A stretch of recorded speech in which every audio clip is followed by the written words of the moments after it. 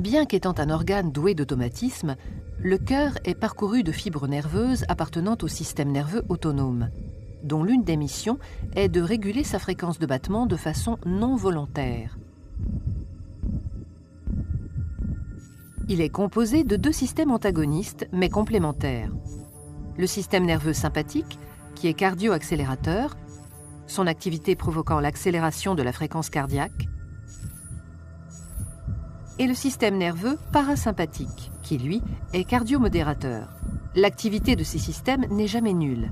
Elle permet une régulation constante de la pression artérielle et de la fréquence cardiaque, dont la valeur moyenne est d'environ 70 à 75 battements par minute.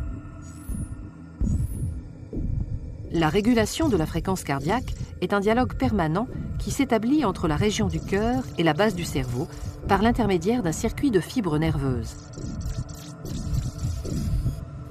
Des récepteurs sensoriels, appelés barorécepteurs, sensibles aux variations de la pression artérielle, sont situés au niveau du sinus carotidien et de la crosse aortique.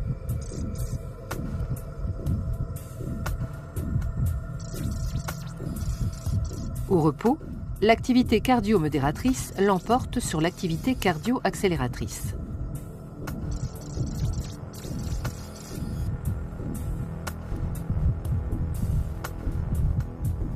Dans le cas d'une augmentation de la pression artérielle, les barorécepteurs sont stimulés, ce qui se traduit par une augmentation de la fréquence des signaux nerveux transmis par les nerfs de Hering et de Sion vers un centre nerveux bulbaire situé dans le bulbe rachidien, au-dessus de la moelle épinière.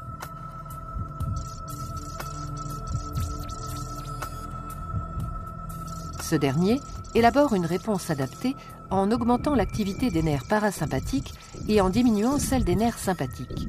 Le ralentissement du cœur se fait par la libération d'un neurotransmetteur, l'acétylcholine, sécrété par le système nerveux parasympathique. En conséquence, fréquence et débit cardiaque diminuent, ce qui abaisse la pression artérielle en la ramenant à sa valeur normale.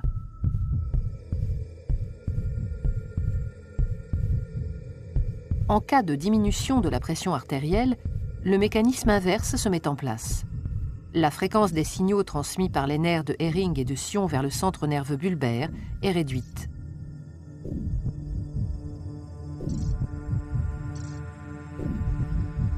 Ce centre diminue l'activité des nerfs parasympathiques et stimule les nerfs sympathiques cardio-accélérateurs qui libèrent un autre neurotransmetteur, la noradrénaline, provoquant accélération de la fréquence cardiaque et augmentation de la pression artérielle.